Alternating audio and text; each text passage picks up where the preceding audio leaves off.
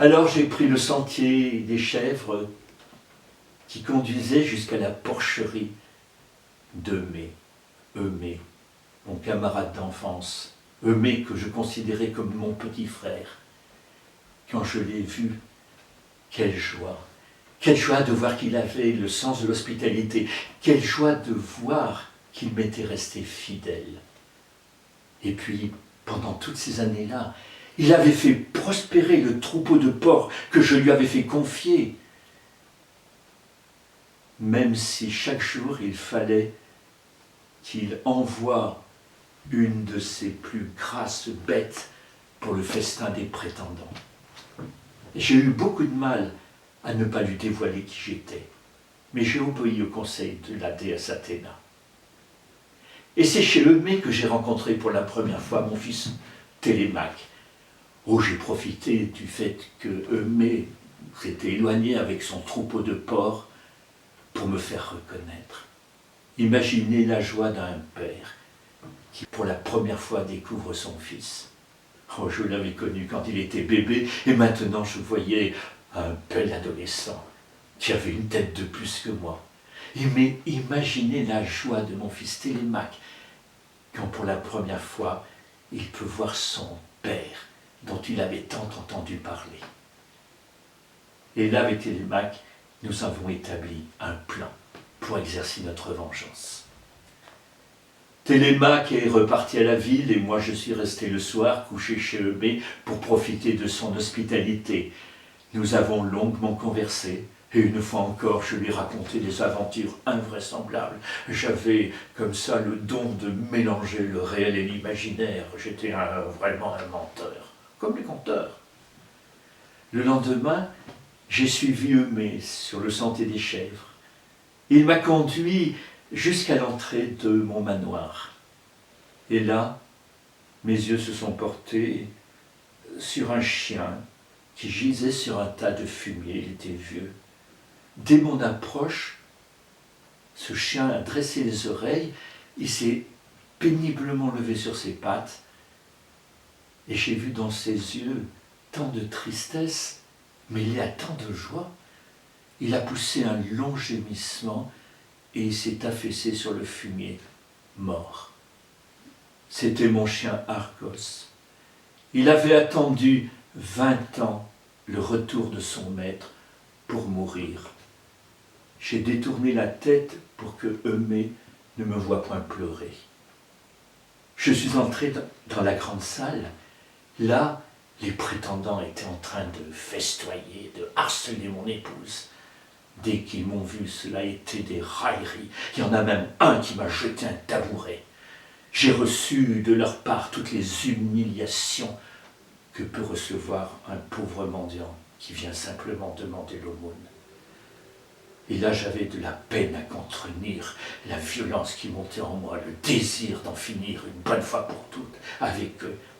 Mais il fallait que je sois patient, que je garde mon sang-froid, que j'attende le moment de ma vengeance.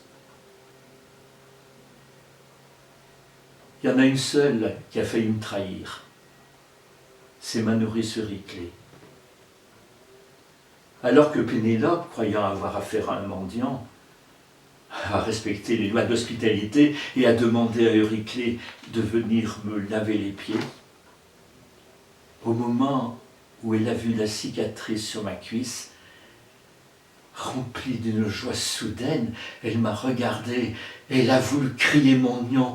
« C'est toi, mon enfant !» Je l'ai vite arrêtée avant qu'elle ne découvre qui j'étais.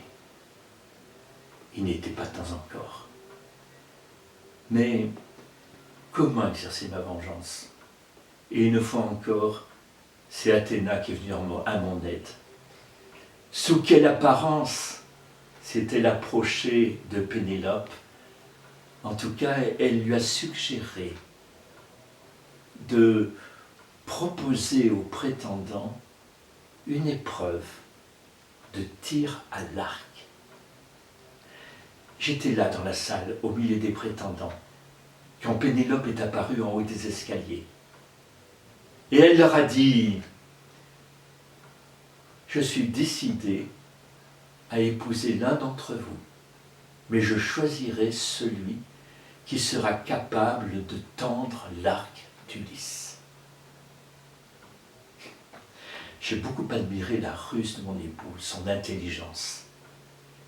Et j'étais heureux de voir la déconfiture de tous ces arrogants, ces vantards qui tour à tour ont échoué à tendre la corde de mon arc. Je m'en suis emparé.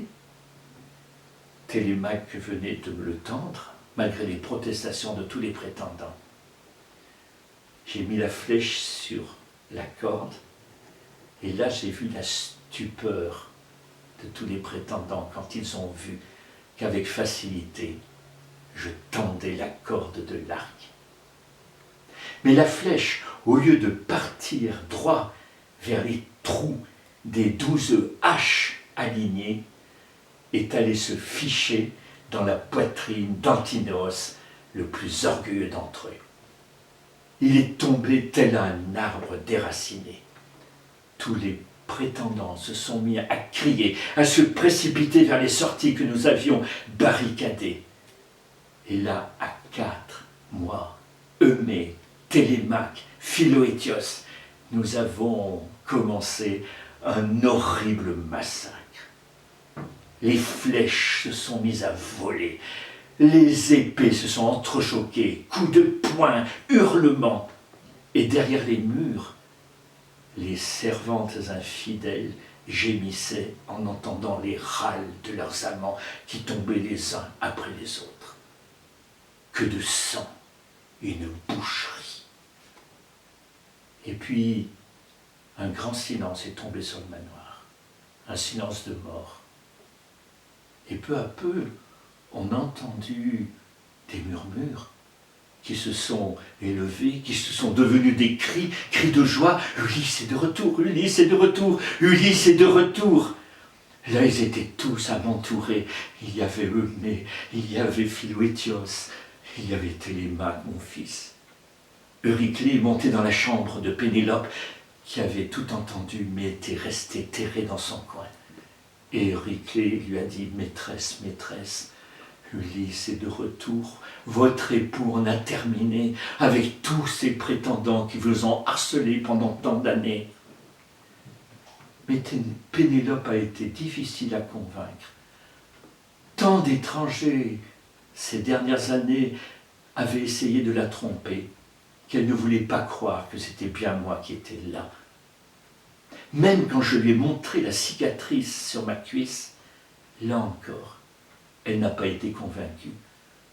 Ce n'est seulement que lorsque je lui ai parlé du lit que nous avions fabriqué, que j'avais fabriqué de mes mains autour d'un tronc d'olivier, qu'elle m'a pris dans ses bras et je l'ai entendu murmurer à mon oreille, « Ulysse, enfin, est revenu. » Et puis elle m'a regardé surprise quand je lui ai dit qu'il fallait que je reparte en voyage. Mais je l'ai rassurée en lui disant que cette fois-ci, le voyage serait beaucoup moins long. Il fallait que je respecte la promesse que j'avais faite au devin Tirésias quand je l'interrogeais penché au-dessus de cette bouche d'ombre aux enfers. J'ai pris ma rame de marin sur mon épaule et je suis parti. J'ai marché, j'ai traversé des pays et un jour, un homme dans un champ m'a appelé et m'a dit « Oh, étranger, qu'est-ce que tu portes sur ton épaule? Est-ce que c'est une pelle à grains ou une pelle pour enfourner le pain ?» J'ai compris que j'étais arrivé enfin dans un pays où l'on ne connaissait pas la mer, on ne connaissait pas les bateaux, on ne connaissait pas les rames des marins. Alors cette rame, je l'ai plantée dans la terre et j'ai fait un sacrifice au Dieu de la mer, le sacrifice d'un taureau, d'une brebis et d'un porc. Et je suis retourné dans mon éditac et là, à nouveau, j'ai fait un sacrifice de 100 bœufs à Poséidon. J'en avais terminé une bonne fois pour toutes avec ce Dieu. Je revenais à ma terre, je revenais à Athéna, la maîtresse des oliviers. Heureux heureux qui, comme Ulysse, a fait un beau voyage, et puis est retourné plein d'usage et raison, vivre entre ses parents le reste de son âge.